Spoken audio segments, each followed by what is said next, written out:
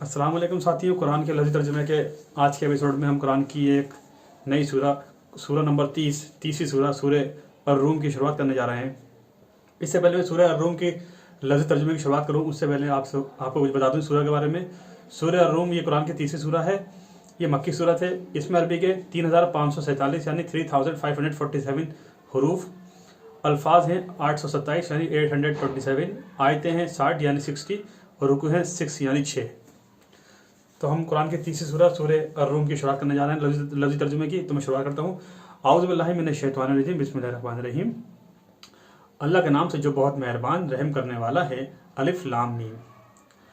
रोमी करीब की सरजमीन में मगलूब हो गए और वे अपने मगलूब होने के बाद अनकरीब चंद सालों में गालिब होंगे। पहले भी और पीछे भी अल्लाह ही का हुक्म है और उस दिन अहले ईमान अल्लाह की मदद से खुश होंगे। वह जिसको चाहता है मदद देता है और वह गालिब निहायत मेहरबान है।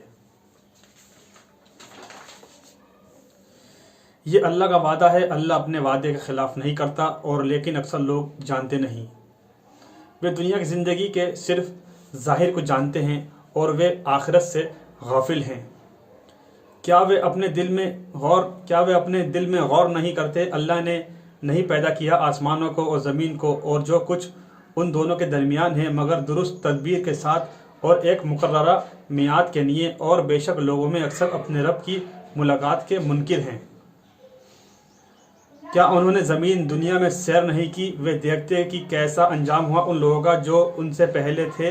वे क़ुव्वत में उनसे बहुत ज़्यादा थे और उन्होंने ज़मीन को बोया, जोता और उसको आबाद किया उससे ज़्यादा जिस कदर इन्होंने आबाद किया है। और उनके पास उनके रसूल रोशन दलाइल के साथ आए, बस अल्लाह ऐसा ना था कि वे उन पर जुल्म करता और लेकिन वे अपनी जानों पर जुल्म करते थे। फिर जिन लोगों ने बुरे काम किए उनका अंजाम बुरा हुआ कि उन्होंने अल्लाह की आयतों को झुटलाया और वे उनका मजाक उड़ाते थे। अल्लाह पहली बार खलकत को पैदा करता है, फिर वे उसे दोबारा पैदा करेगा, फिर तुम उसी की तरफ लौटाए जाओगे। और जिस दिन क़यामत बर्पा होगी मुजरिम नाउम्मीद होकर रह जाएंगे और उनके शरीकों में से कोई उनकी सिफारिशी ना होंगे और वे अपने शरीकों के मुनकिर हो जाएंगे। और जिस दिन क़यामत कायम होगी उस दिन लोग मुतफर्रिक तितर बितर हो जाएंगे।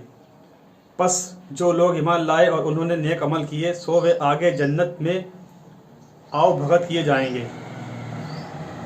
और जिन लोगों ने कुफ्र किया और झुटलाया हमारी आयतों को और मुलाकात को आखिरत की, बस यही लोग अजाब में गिरफ्तार किए जाएंगे।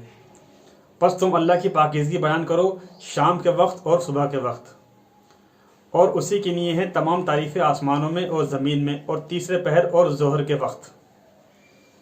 वह मुर्दों से ज़िंदा को निकालता है और ज़िंदा से मुर्दों को निकालता है, और वह ज़िंदा करता है ज़मीन को उसके मरने के बाद, और उसी तरह तुम कब्रों से निकाले जाओगे। और उसकी निशानियों में से है कि उसने तुम्हें पैदा किया मिट्टी से, फिर नागा तुम आदमी जा बजा फैले हुए। और उसकी निशानियों में से है कि उसने तुम्हें पैदा किया मिट्टी से, फिर नागा तुम आदमी जा बजा फैले हुए।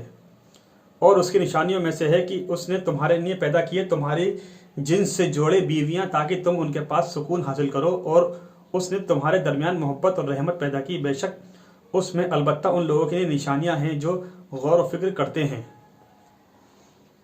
और उसकी निशानियों में से आसमानों और ज़मीन का पैदा करना और तुम्हारे ज़बानों और तुम्हारे रंगों के मुख्तलिफ होना, बेशक उसमें दानिशमंदों